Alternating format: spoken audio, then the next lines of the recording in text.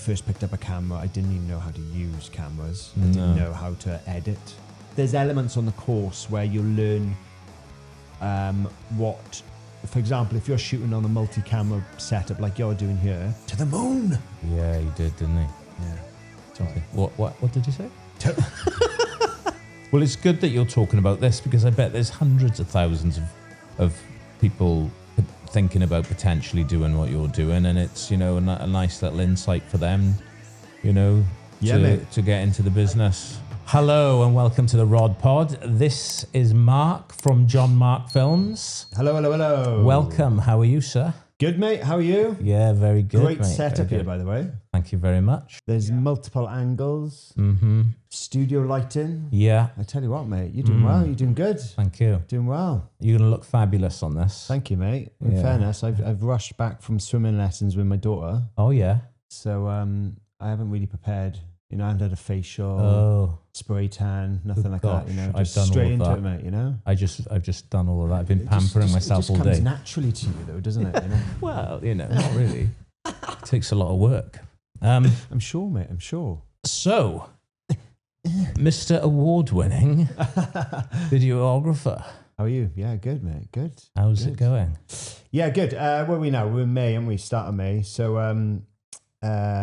going into sort of wedding season for me, really. I do. If you don't know, I make wedding films, and I travel quite a bit doing that around different places, different venues, different locations.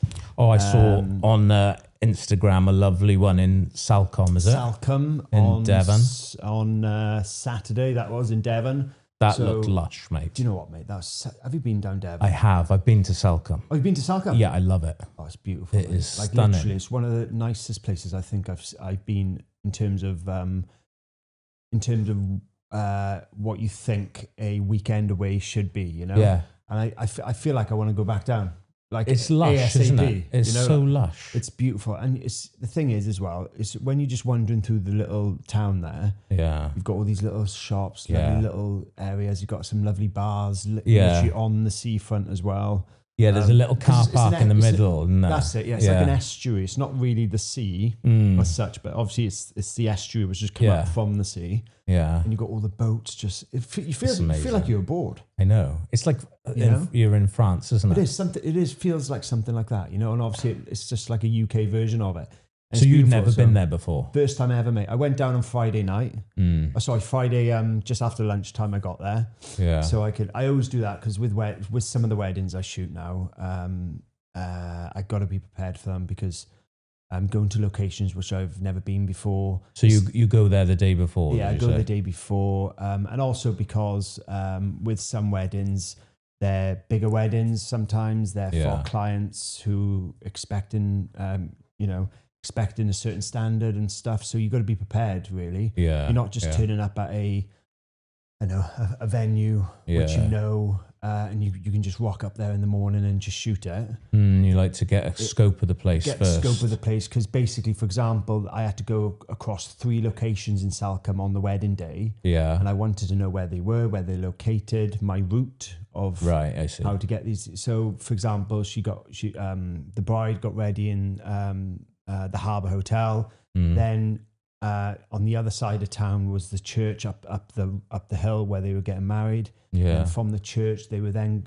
the idea was for them to then walk through the town, through the town to this other location looking over the bay for the wedding reception. Yeah. So and then there's certain things I had to do, like they'd said to me on the pre-wedding call, they'd like maybe like all their guests, there's like 200 people walking through the town. They'd love me to get some drone shots, aerial shots of that.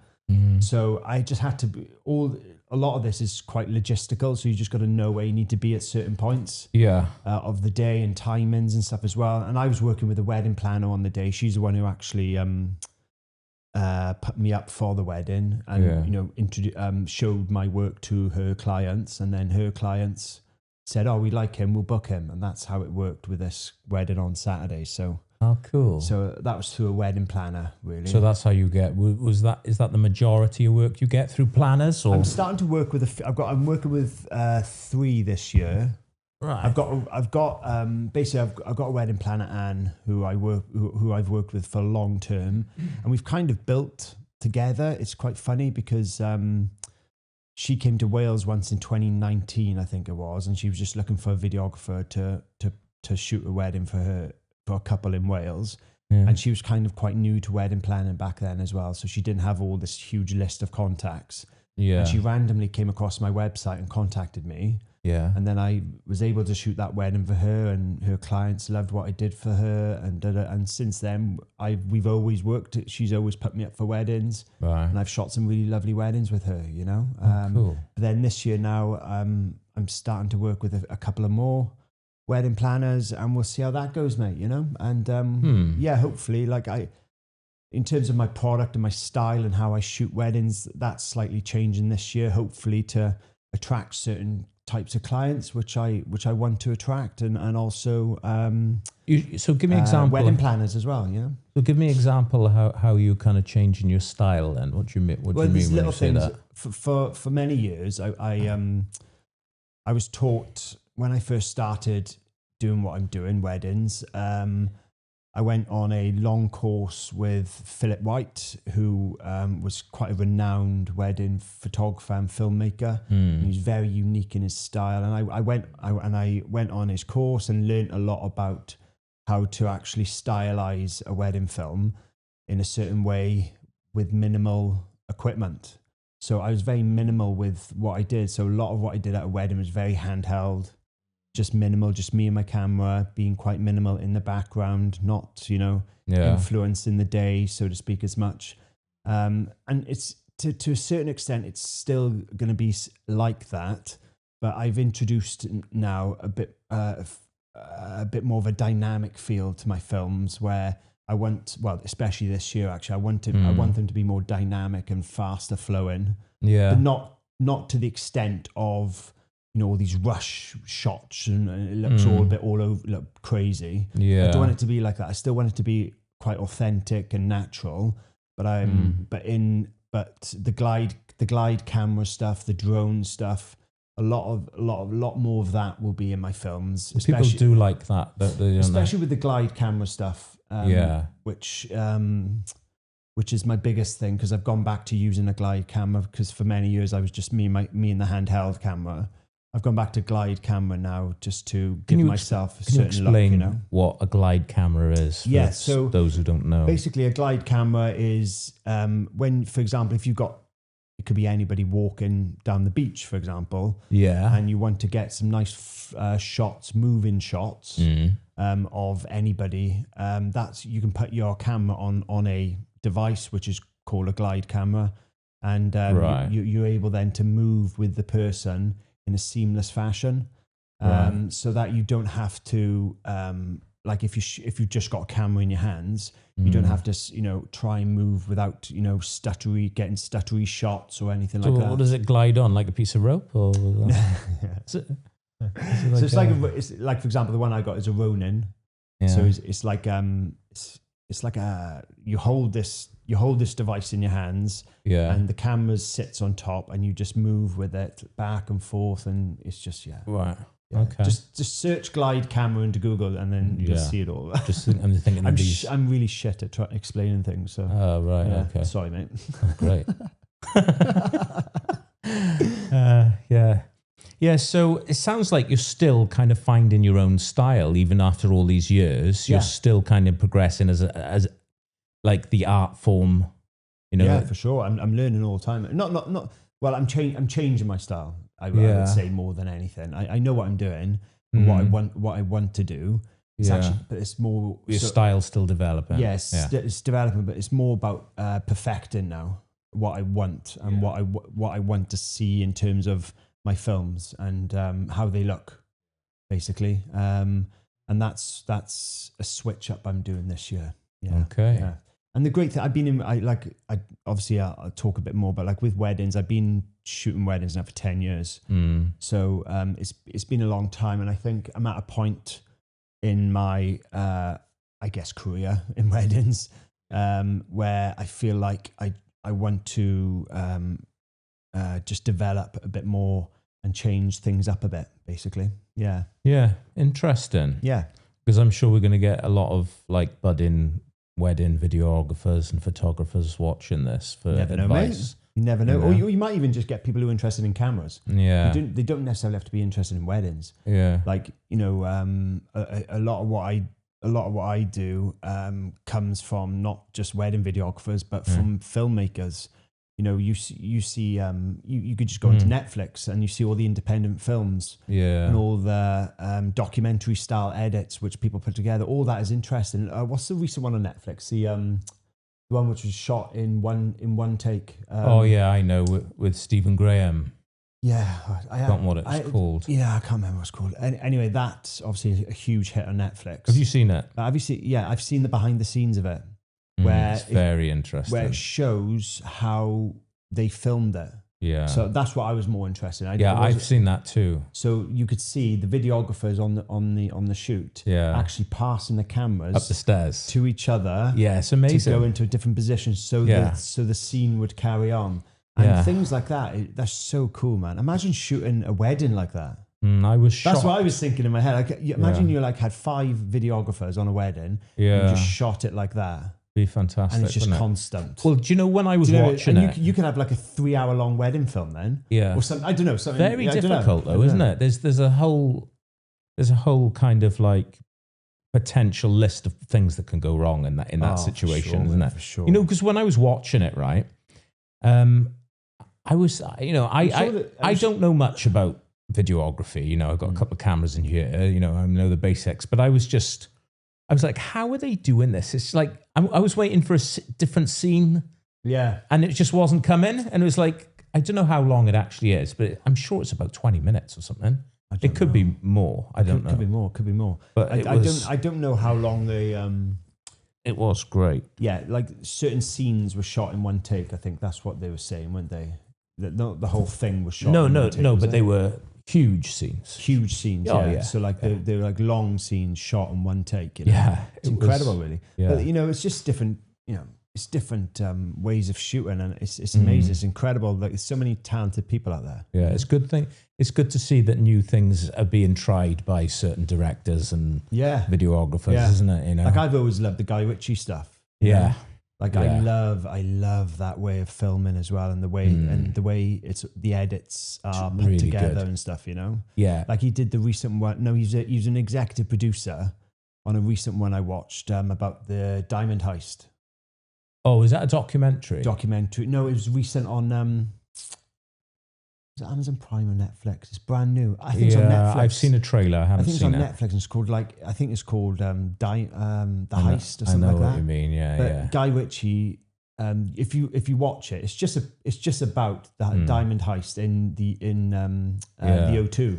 Yeah, I've seen the trailer. It looks interesting. I watched a documentary about it, but then this thing's just come out about it, and you can see how Guy Ritchie has put his spin on it. Nice, yeah. And in the way it's edited, and the way it's structured, and the way it's put together, and it's so cool, man. It's so cool. I think Guy Ritchie's doing Mobland, isn't he? The new Tom Hardy thing. Yeah, that's him, isn't it? Is it? He's definitely. I think I saw his name at the end. Yeah, Guy Ritchie, and it's almost like it's out now. Mobland. I haven't watched that. Oh, it's brilliant. Is it good? I love it. Yeah. I love it. I'm on like episode 6 or something. I'll definitely watch that. Really good. Definitely watch that, mate. Really good. Yeah. Yeah. Cool, man. Yeah. So I sort of.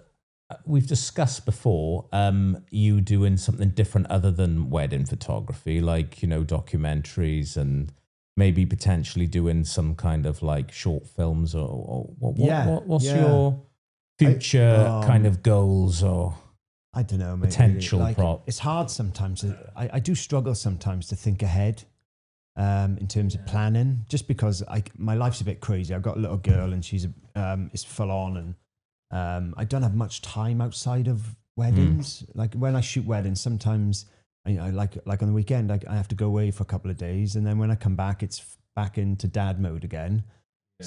So it's tricky with my time to plan and think about what I'd love to. Like I think I've said to you before about I'd love to direct and film short films about topics and spend time filming something over a few months, you know, which would about topics which really interest me, but it's a lot of time. You mean in a documentary style? In a documentary style, yeah. I'd love to do that, because that's something I would be really passionate about doing, and especially about certain topics which really interest me. You know, I'd love to do something like that, but it is, for me, the only issue I've got with that is me actually having the time to do it. So I know it's very difficult to say. You know, I know, you know, you can say, "Oh, make the time," but you know, these things are a huge process. But you're booked up, aren't you? How long are you booked up for? Well, I do get booked up. I do get booked up for weddings, but the thing is, it's not really that. You know, throughout the winter months, I've got more time on my hands. Yeah. But it's just a bit. It's just, there's a huge amount of research and things which need to go into that. You don't just pick up a camera and just go down the street and start doing stuff. You know. Yeah. You know, you have to random shit. Yeah, you have to write stuff down and that. Yeah, write stuff down. Storyboard and all that sort of stuff, and actually plan everything you're going to do, you know. But I'd love to do it, mate. I genuinely would love to do it, and hopefully at some point I will. Yeah, cool. Oh, interesting. So what would kind of like be your advice to someone getting started in the business? There's a guy now. Say there's someone watching now in weddings, right? They haven't even bought a camera yet, right? They're really kind of like researching and maybe really potentially getting into it. Yeah. Any advice for someone like that? Yeah, the thing with weddings, the established videographers, for example, if I'm just talking about Wales, for example, where I'm from, even though I go further afield now, if I just talk about Wales, where I'm from, the established videographers are still the established videographers even now. Right. And what I don't see is a huge amount of people coming in behind them, if you know what I mean. Because I think with weddings, it is tricky because of the time and the unsocial hours and the editing. And I guess a lot of the time people might be a bit put off because you've got to get it right on the day. Yeah. Type of thing as well. So it is a very... So you're just trying to put people off, yeah? Yeah, don't do it. Yeah, exactly. But like the thing, it's filmmaking, and to that extent, you've got to put a lot of time and effort into sort of mastering it as well, you know. But it's an amazing living that you're making, isn't it? You get to travel like all of Europe, isn't it? Yeah, you travel around Europe. I've been, if I'm honest, over the last 10 years doing it, I've been all over Europe shooting. Yeah, and weddings. Beautiful places, because that's where people want to get married, in beautiful places. Yeah, of course. I want to do more of it, by the way. I want to get bigger and better, bigger weddings maybe abroad. I'd love to do stuff like that. But, again, a lot of that is down to who you're in with. It's all about networking. It's all about certain wedding planners, and that's a bit more tricky, really. But you never know. Hopefully I'll be able to do that, But I have shot, like last year I shot 4 abroad. I went to Marbella, Italy twice, and France as well. But then I've been to places like Croatia. I just crossed to Dublin, Ireland. So yeah, I've been Greece. I've been to as well with it. I've been quite a few places with it. And it's really cool. But again, it's destination weddings is a lot of time and effort. You're talking about 3 or 4 days away from family. Yeah. You're talking about a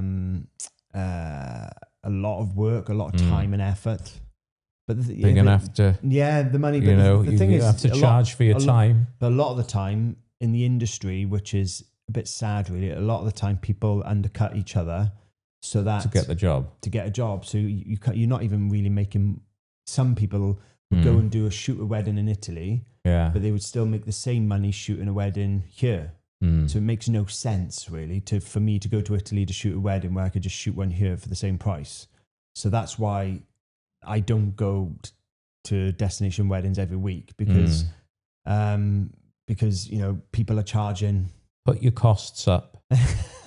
Become the most desirable wedding photographer. It's a balancing act, mate, if I'm honest. And I have obviously with weddings I shoot, I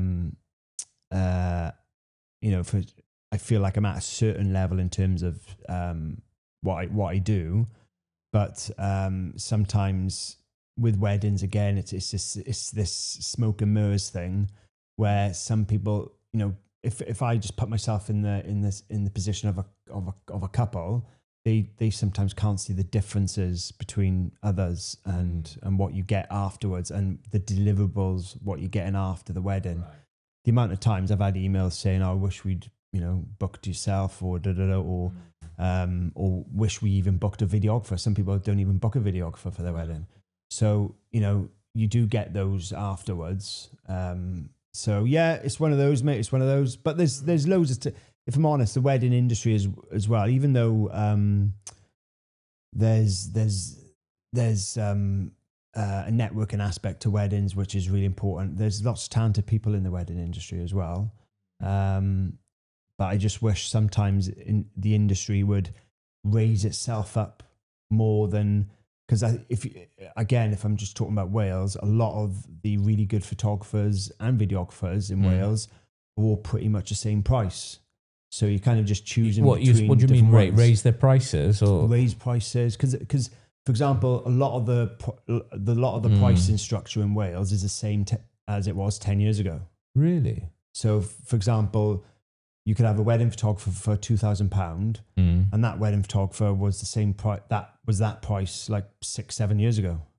So there's no development in the cost. It's just very competitive at the moment. It's just if I'm honest, it's very competitive, and people are worried about raising prices and things like that as well. Especially if you're a local photographer, even in England and whatever. You know, if you've got your area where you shoot. Yeah. People are scared to just jump up above the parapet, so to speak, and charge differently because they worry they won't get any work, which is fair enough as well. But again, it affects the market then as well. Then it affects the market then, which is a good and bad thing, I guess. Interesting. Yeah. And that's the big difference. That's the big difference between then wanting to branch out and develop more is maybe what I tried to do about 4 or 5 years ago, because I saw that as a position in Wales. It was sort of quite stagnant in terms of a market, in terms of what I feel like I valued my films at as well, you know. But hang on, you're an award-winning videographer, yeah? Yeah. You've been, surely you can charge quite a bit more than most people. You're established 10 years. You've got you've done hundreds of weddings. Mm-hmm. You've got an amazing portfolio. Mm-hmm. But then sometimes, for example, people won't have the budget for those, you know. So, and that's understandable. Every wedding has its budget. Every wedding has a certain amount it can pay someone to do. You know, like I could have someone contact me and say, we've got a max budget of £1,500 for the wedding film, which I am, you know, I'm priced more than that. So I can't compete with that price, for example. So I won't shoot that. They won't book me for that wedding because they can't afford to, which is fair enough, because not every wedding has an unlimited budget, mate. You know? Yeah, but you get what you pay for, don't you? If you want quality, of course you do get what you pay for. It's like anything. You stick to your guns with your price. Yeah, I do, and also I think there's a thing. There's power in saying no as well. So there's elements to what I do from a business aspect where you want to shoot the weddings you want to shoot for the couples you want to shoot for as well, who, like, for example, I might get an email from a couple or a bride a lot of the time saying, I absolutely love your work. I've looked through all your portfolio. I love it. I really do. I really want you to shoot our wedding. That's the client. That's the bride I want to work for. Yeah. So, not like Bridezilla. Well, no, the other side of it is I might get an email going, can you send prices, please? That's it. No, that's the email. So I know straight away. What'd you say? No. Well, I just know straight away that there's a lack of investment in me in terms of learning about what I do, or wanting to know more about how I shoot your wedding. Yeah, exactly. So it's more of just send prices. So I know straight away that person's most probably not going to. Did you ring them and say? Most probably not going to book me. You know. Excuse me, send prices. Do you want to just talk about my art? No, like I'm not like that. I just like having a chat. You know, I just like having a chat with couples, and you know, I like if I can educate and help their thought process about what they're seeing and what they're I do that when I get on when I do when you do it's Chandler Friends, isn't it? I do that when I speak to couples. I try and help educate them, because sometimes you got a little sales pitch, have you? No. It's just helping. You know. So like 10 years in weddings, mate. I've seen most things. I've seen most things. I won't go to a wedding and be overawed by anything really. I've seen most things over 10 years. Anyone who's self-employed is in sales, though, aren't they? You're selling yourself, aren't you? And your abilities. You're just conveying what you're capable of, aren't you? Yeah, to people? that's a good. I mean. That's an important. That's probably a good thing to say to me, because I feel like I'm not in sales. No, you are. I feel like I'm not. I'm more so about just being myself, really. But I should be more salesy, I guess, as well, to try and get to push it. But again, you don't need to. I struggle with time these days, man. I've got a 7-year-old mental crazy child running around, and you know, it is what it is. Yeah. When you've got kids, it just goes out the window. I've got a bit older as well. Like I still am hugely motivated, and I am still hugely passionate about what I do. Yeah. But again, I like to see. I feel like I've got a different outlook on life as I've got a bit older as well, where I like to do shoot. How old do you know? Do 50. No. I've got my birthday meal on Saturday. Oh God. With my family. I'm 40, mate. Not 50, 40. 40, yeah. Bloody hell. I know, mate. So Big but you know, I like shooting a certain amount of weddings each year, not overworking myself. Like years gone by, I used to overwork myself, and I used to run myself into the ground, mate, doing what I was doing. And I can never do that now, because I've got a lot more responsibilities on me. Yeah, and you need energy. But also I want to have a life. Yeah. Because if I'm shooting 50 weddings a year, every weekend, or throughout the summer, every weekend, you ain't having a lot of downtime. No. And especially with all the editing afterwards and everything like that, you have not got a lot of downtime. You've got a lot of stress on your shoulders. Yeah. You've got a lot of people chasing you for work. There's a lot to it, mate, you know? You know the stress of filming a wedding, right? Does that ever get easier? Do you feel less stressed these days? Or is it always the same? Depends what you're shooting like. And also it depends on the wedding as well. You know, like there might be scenarios at a wedding which things might go wrong, or because you really don't want to get things.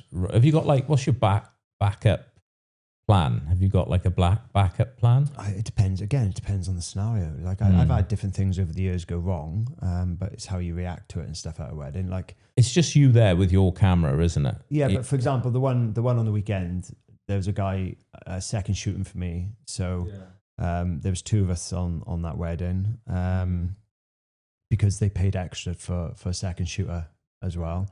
So the ease was a bit, the load of work was easier. Pressure was off someone backing you up. I didn't have to rush. For example, I didn't have to rush around in the morning to the groom preparations and the bridal preparations. I could just go to the bridal preparation, so it was a lot easier. But I've done it before where it's been really stressful, and you're running around to different locations, and you've got to stick to timings, and I've had lots of scenarios I could talk about where it's been very stressful and things have gone wrong. Like I've had my camera's corrupted once at a wedding just before the brides were about to walk down the aisle. Yeah. So I've had to switch it out and change an SD card and battery like super fast before she walked down the aisle. Oh my God. Like this. Oh shit. Yeah, and I thought I'd lost footage once because the camera went into a funny mode or whatever. So and then the file was saved onto the SD card. Yeah. But it was saved within a certain part of the card which wouldn't show on a computer. Wouldn't show you where it was. So I sent the SD card away, and they retrieved it for me. Oh shit! I'm happy to share that, because things like that can happen, but you've got to have backups and things. Like, for example, the cameras I shoot on now have got double SD cards, so if one gets corrupted, you've got another one. Yeah. So you got that as a backup, and different things. But yeah, everything's a lot more, these are many years ago, and a lot of those are learning curves as well. When you're shooting with multiple cameras, like as you are, once you've got 3 cameras set up in you. Oh, it's professional. So at a wedding, for example, I'll shoot on 2 or 3 cameras at a time for ceremony, speeches. Yeah. So you got to know your angles. You got to know where things are. You got to. Oh, so you'll have a few cameras sometimes going. Yeah. So for example, the ceremony on. A ceremony I've actually got coming up on a wedding this Friday. I'm shooting. I'll have a camera on the groom for his reactions when she walks down the aisle for the ceremony. I'll have me at the front shooting the bride walking down the aisle. I'll also have a drone in the air, just above. Oh, right, outside, hovering. Really, a drone in the air above while the bride walks down the aisle. Just to get different. And I'm shooting that wedding on my own, so I'm gonna have 3 camera angles. That's once, tricky. So you got to multitask. Yeah. I'm not. That seems tricky. It is, mate. It is. It's not as straightforward. Or the thing is, people think, oh, it must be lovely you going round to these places. Yeah, just taking your phone. But it's an apps. It's, on your phone, it's bloody hard work, mate. And that's anybody in the wedding industry would tell you that. No one sees you driving around. I'd find it easy, but no one sees you driving around at 1 a.m. in the morning trying to get back home and. Running from bridal preparations to the church because you're late, trying to get there before the bride arrives, trying to find a car parking space, trying to run in with all your equipment. It's crazy, mate. But no, in fairness, I wouldn't have it any other way, because I do love what I do, and I get great couples now. Yeah, and but you're thinking about jacking it in there. Yeah, finishing it. This is me announcing my retirement. Yeah. This is what I came on here to talk to you about. Oh, right. Retiring. It's over. I'm done. Right. Game over, mate. Oh, yeah. What are you going to do now? I don't know. The rod pod, maybe? I don't know. Yeah. You could be like my co-host. Is that what they're called? Co-host, yeah. Yeah. Co-host. How are you finding this, by the way? Amazing. No, it's all right. I mean, yeah. I got nothing else to do. Sorry, you're meant to be interviewing me, aren't you? So sorry, I'm asking. No, it's good. You can crack on. Ask me something else. No. What are you going to do? Are you going to do like the Joe Rogan thing on here and just like try out alcohol? You could have people who know alcohol brands. You'd be smoking weed with them. You could be doing anything, mate. Okay. I've got some cocaine if you want. No, I just want to have interesting conversations with interesting people, and then put the content out there for other people to learn. I think that's what most podcasters you've got to get into. You've got to get into the heads and the details of people. Yeah, I think there's so many topics which interest me, and that's why I love watching and listening to podcasts. I do. When I'm on motorways driving to weddings, all over the place. Sometimes I'm driving for hours on end. I just stick a podcast. I love them. I love Joe Rogan. I love that stuff. So I stick that on, and I just love listening to them. So mate. Yeah. Well, it's good that you're talking about this, because I bet there's hundreds of thousands of people thinking about potentially doing what you're doing, and it's a nice little insight for them. To get into the business. Do you know what I think? Where I am now, 10 years ago, I would never have thought I would have done half this stuff I've done. When I first picked up a camera, I didn't even know how to use cameras. I didn't know how to edit. Editing is a huge learning curve. I'm struggling. It's a learning curve in itself. With the detailed edits I have to do, and mixing music and mixing audio at the right tempos and all that sort of stuff. Yeah. There's a huge amount I've learned over the years. But I picked up a camera 10 years ago. It wasn't like I went to film school or anything like that. It's kind of something I fell into. Yeah. And I kind of learned on the job, so to speak, as well. Yeah. To a certain extent, in terms of the equipment, in terms of the cameras, in terms of everything I do. Really, and it's developed over time. Well, same here. This is why we're doing the second podcast. I lost the first one. Do you know what I mean? So yeah, but there we are, mate. You know, things can go wrong when you're starting things. Yeah. You know, and you know, as long as you learn from them with anything you do. Yeah. You know, you learn. You want to be better. I'm sure you want to be better at what you do, and you want to be. You know, you want to. Well, I'm the best. best. But you want to develop, don't you? What you do all the time. No, you know? I'm You're already sort of like there. Yeah. No, I do. Yeah, it's you know, everything. It's ambition. Ambition is critical. Everything takes time, and you know, like you're saying with the editing, I'm really struggling with doing that. It's really time consuming. You've got really basic editing, mate, to do. No, you switch from different camera angles. That's all you have to do. No. I. What else do I do? Oh no. What's difficult is you can edit a whole podcast. Yeah, that's fine. I don't really take anything out. I just switch the camera angles, like I said. Yeah. But doing shorts and stuff for social media, all chopped up with music and the logo coming in and all different crossfades and all, that's hard. Yeah, again, if I was you, I would, if I was doing that, I would just keep it really simple for the time being. Yeah, I'm trying. And just do like, you know, little shorts, 10, 20-second pieces. Yeah. But don't have things flashing in and flashing out if it's doing your editing. Just keep it really simple. Just little insights. Yeah. And just keep it consistent. Yeah. Because I think even with what I do, I think one thing I want to teach more about is consistency in everything you do. Because I think, you know, if you're consistent across not just your work, but also your personal life, if you've got kids, if you've got things externally, if you're just consistent with everything, I think that makes a huge difference to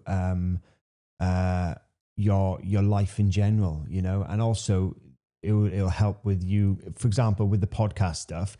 If you're just consistent with producing and putting out content on a regular basis, even if you schedule it in and it just goes out every X amount of days or whatever, as long as you're consistent with it over a long period of time, you'll start seeing, I think the benefits of it, you know? I've noticed you do that with your social media. It's always there's something coming out, or there's I suppose, behind the scenes and all this stuff. It's like the social media stuff, Instagram and things like I'm not, if I'm honest, I'm preaching about consistency. I'm not super consistent with it. What I am consistent with, though, is delivering for my clients. So I've always, for 10 years, I've always done the best for my clients, and that is the most important thing for me. It's not about social media. It's not about Instagram or looking a certain way. It's just delivering something which my clients love, and that's all I care about, really. You know? Yeah, oh, that's good. And they pay me, so as long as I deliver for them, I don't care. Yeah, you know. Good. No, that's a good way to look at things. Getting a bit serious, isn't it? Jeez. Yeah, Jesus. No, I wanted to talk about something very special. Right, yeah. You have been sponsored by Panasonic, is it?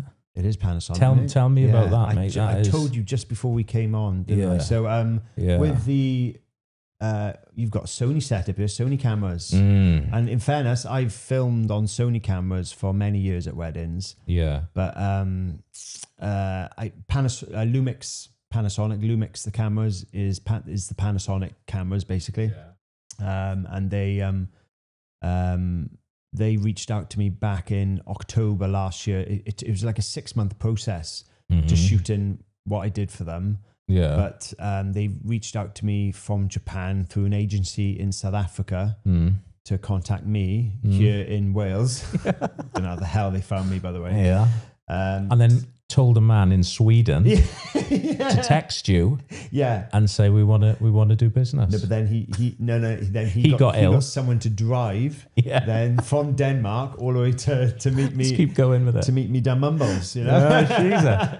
But it was crazy because the whole process took 6 months. But basically what I've done for Panasonic, they asked me whether I would be interested in filming and photographing, mainly filming, but obviously photographing as well, on one of their new DSLR cameras coming out in May. Yeah. And they asked whether I would use their cameras and give my feedback and my thoughts about the new camera and how it will help me in the wedding. So I am moving over to Lumix now as well in terms of cameras and using them. So what's this? Did they pay you? Of course, yes. Oh, that's what it's about. See, but it wasn't just about that for me. Yeah, it was actually I could good money. I'm not talking about that. No, I'm not. I'm not. I don't want to. Don't give me a figure.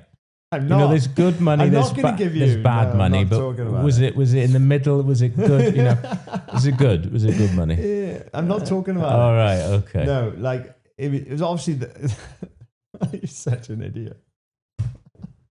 I'm not talking about. Right, go on. But basically, it was. In truth, I was absolutely astonished. They reached out to me, and Panasonic as a worldwide brand, on the worldwide release of one of their new cameras, asked me. That's awesome. To go to Tenerife. They sent a film crew from Japan to meet me in Tenerife. Yeah, and then they filmed me in a behind the scenes shoot with a real couple in Tenerife. Yeah. And then the next day after that, they sat me down for an interview and talked and asked me about my thoughts on the camera.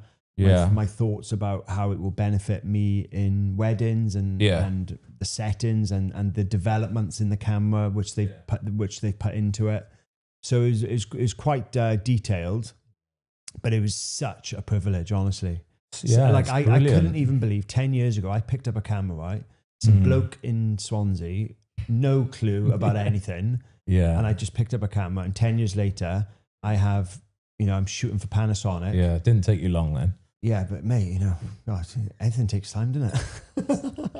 But I then could 10 years later I could 10 work years it. later they reached out to me. I could work it. And I started to cry. No, it's an achievement. It's nuts, mate. It's nuts, man. I'm like still. It just goes to show. Buzzing about it, mate. It goes to show the quality of your work, mate. I suppose. I suppose, of course it is. It's wild, mate. What I want to do, right, is because I've still got the mentality sometimes of like you have. I don't know if you have it. I've had it before, but you have imposter syndrome. I haven't had it. I've heard about it, and it's very interesting. Imposter syndrome is a real thing, mate. And I still have that now in weddings and what I do, because I feel like I shouldn't be doing this. I'm not good enough. Really? I'm not good enough to do this, mate. And I get that a lot. I've heard about this. And I get that a lot. And in weddings, like for example, you might be shooting and showing or marketing work which you think is nice. Then you see other people doing stuff, and you're like, oh, it's so much better. I'm not that good. but really what it is it's this little devil inside your head trying to go, fail. You're going to fail. Really? You're going to fail. But really, I think it's more so learning to just park it and put it to one side and go, do you know what? Life is much more than this, first and foremost. Yeah. And there's a lot more to life, and don't get hung up on things. Yeah. Because a lot of it is about getting hung up on things, and it starts to get to you. And the imposter syndrome was there when I did it about 6 weeks ago, the Lumix Panasonic shoot. And I was flying out there to Tenerife, and I'm like, what am I doing? Why are they asking me? What if I fail at this? What if I don't do this? You always doubting yourself. What if I don't do what they want me to do? You need to quit that. I know, 100%. But then you are an award-winning, fucking brilliant wedding cinematographer. It's mad, mate. It's mad. That's it. That's what you are. I know, it's crazy. It's sometimes it's tricky to.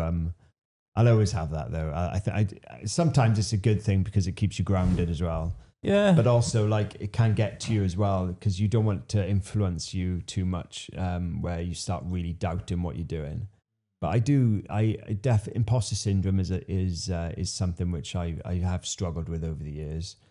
But then I kind of sometimes, if I just go for a walk down the beach and things like that, it just clears my mind. And also it just little things even with my daughter Sienna, that just puts life in perspective for me straight away. And then I just go, I don't really care.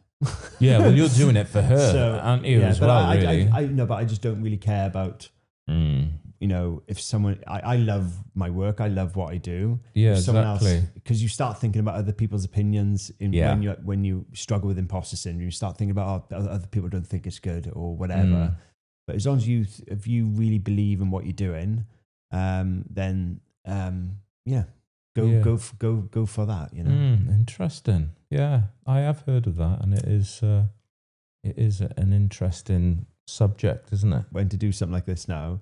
When I was younger, do you really? When I was younger, I was a lot more carefree. I think everyone is, though. Yeah, aren't they, but as I got older now, if I started something like this, I'd be like, don't bother, you're gonna fail at it. Really, you'll have that. But in the back of my head somewhere, there'll be like this little voice going, "You're gonna die." No, you're not gonna die. You're gonna fail. You're not gonna do well. It's not gonna work. You're not gonna be consistent. Really? All that sort of stuff. Yeah. Do you know what my voice says? It says, "You're a legend." No, honestly, you are absolutely. You are so. Do you know what? Cool and funny. That you're just going to be so successful. That's like the opposite to imposter syndrome. That's a great mentality to have, though. That is, so if you've genuinely got that mentality, you should be going head first into this. But yeah, it's amazing that you've been approached by Panasonic like that. Incredible, mate. Really, I like it. It's coming out, so they're doing obviously with the new camera being released worldwide, there's a huge marketing campaign alongside that, obviously from Lumix Panasonic. So my film, which they did for me, it's about 5 minutes long, short film. Not short film. It's an advert essentially, isn't it? It's essentially an advert for using their camera in my industry. Yeah. They did with one of their other releases back in March, they shot with a fashion photographer, and they were talking about the benefits of using that camera in the fashion industry and how it and the upgrades to the camera they've done, which so that it could appeal to fashion photographers or people in that fashion industry. Yeah. But obviously, with what I do, they want to get more into the market with Sony and Canon. Yeah. In terms of a camera which would be able to shoot hybrid photo and video at a very good standard and good level and compete with the Sonys and the Canons, who have got a very, I guess, a bit more of a standing in the industry at the moment.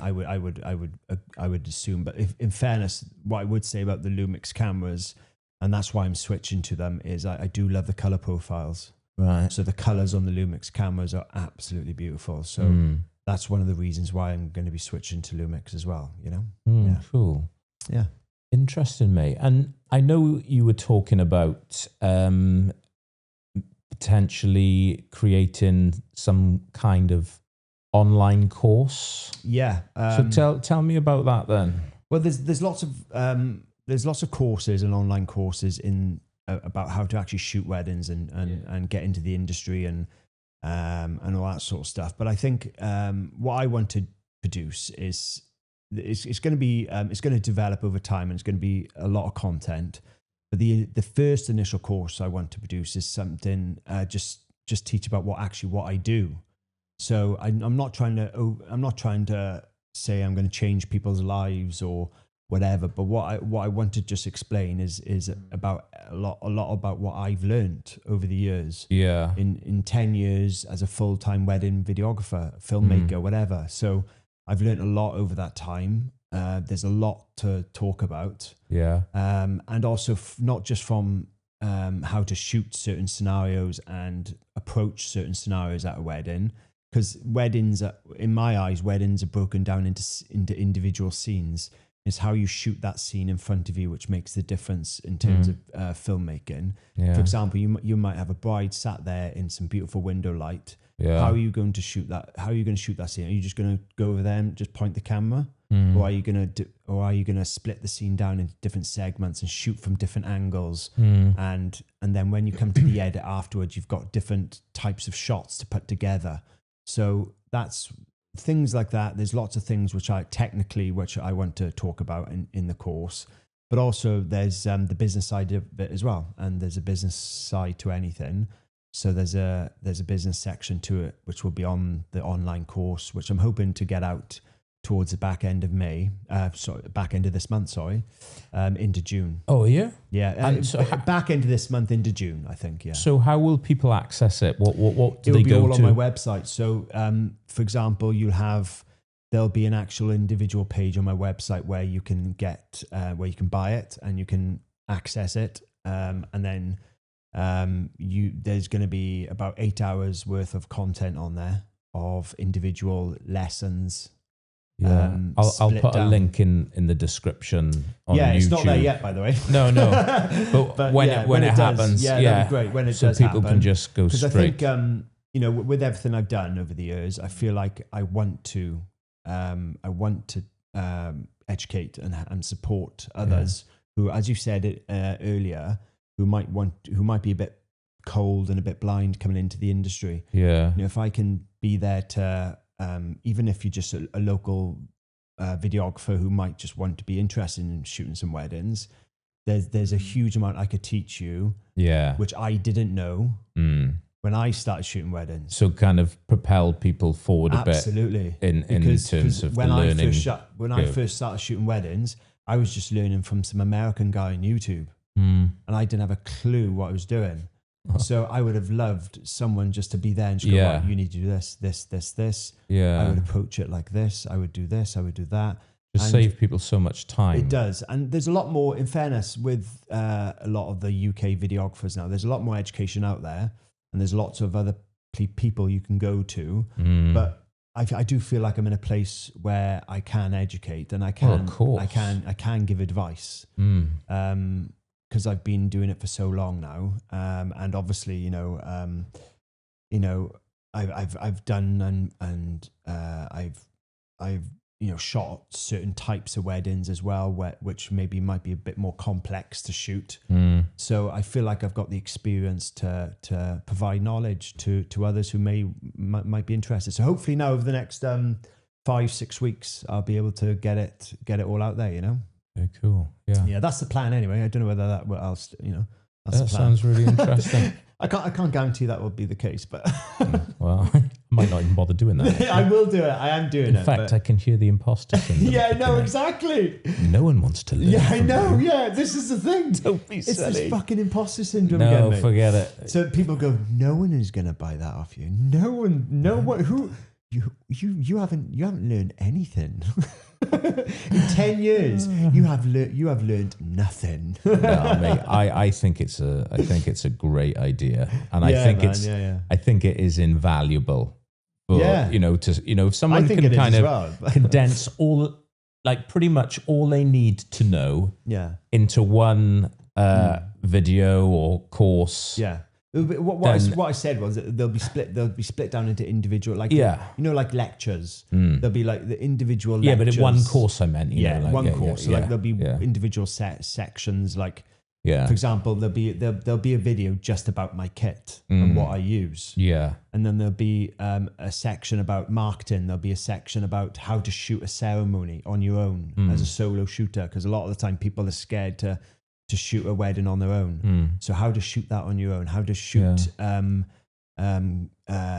a documentary style during candids throughout the whole day, and what lenses I use for that. And man, it took me everything. Even with your help, because I was messaging you, what lens do I buy for this? And it was a nightmare to get it 3 was a cameras. Nightmare receiving those texts. I bet it was. I was like, I couldn't zoom out. I was like, leave me alone. But again, if I can help, with cameras, in general, and lenses and focal lengths, I didn't know any of this 10 years ago. I didn't know anything. I might do your course now. I wouldn't even know what a prime lens was 10 years ago, mate. I wouldn't have a clue what that meant. Yeah, I might do your course. Mate. And the thing is, anyone could do it. Yeah, that's what I was going to say. It's not just wedding photography. It's people who want to use a camera And B, videographies, isn't it? Or are you specifying? I would say, my initial course is going to be very wedding related. There is an element where what you could do is actually just teach people how to use a camera. Yeah, that could be a something, but I don't know whether I'm passionate about that. I'd rather people know how to at least pick up a camera and turn it on and do whatever. But there's elements on the course where you'll learn what. For example, if you're shooting on a multi-camera setup like you're doing here, there's certain settings. If I'm going to go and film a bride walking down the aisle over here, and you've got a camera over there pointing at a groom, there's certain settings and certain things which you can do with the camera to make sure he's in focus. He's, it's a safe lock, it's a locked off shot, and all that sort of stuff. So for newbies who want to learn about cameras in that sense, that will help. But it's going to be very wedding related because that's everything I've learned is in weddings. It's not just going to be technical about cameras because that's not really my thing. No, it's more so about actually how you can develop and build a business within weddings. Okay, cool. Yeah, sounds interesting. So, where can people follow you? What's your website? I am going to be putting in links in the YouTube video, but can you just tell us now? Of course. Mate. So on Instagram, it's at John Mark Films. And then my website is johnmarkfilms.co.uk. And if you're interested in that type of content, you might not be. So, you might just go straight past this video and just go, who the hell is that? Don't want to listen to him. Yeah. But if you do and you're interested in that type of content, then there's I always try and keep things updated on my socials and also my website and things like that. But you'll see what I'm up to, and and obviously I've got some stuff coming out soon with online courses and things like that, and a bit more educational side of what I do as well. So if you're interested in all that type of stuff, then that's it. Cool, mate. Well, thank you very much for coming on. I really appreciate it. No problem, mate. Nice conversation. I'm looking forward to seeing where the rod pod goes. Oh, it will be... To the moon. Yeah. To the moon. We're going. What film's that from? To the moon. That's like most sci-fi films. To the moon. I don't know. Oh, Catch Me If You Can. Oh, is it? Yeah, his dad. Teaching him. He was teaching him. He was going, be anything you want to be. He used to go, to the moon. Yeah, he did, didn't he? Yeah. Sorry. What did you say? I would actually say it again. To the moon. Anyway, cool. Top man. Thank you, mate. No worries. Cool. Catch up soon. Brilliant. Great. Lovely. Fantastic. Just keep saying one word. Wonderful. Brilliant. Thank you. Okay. Lovely. Great to see you. Have a great time.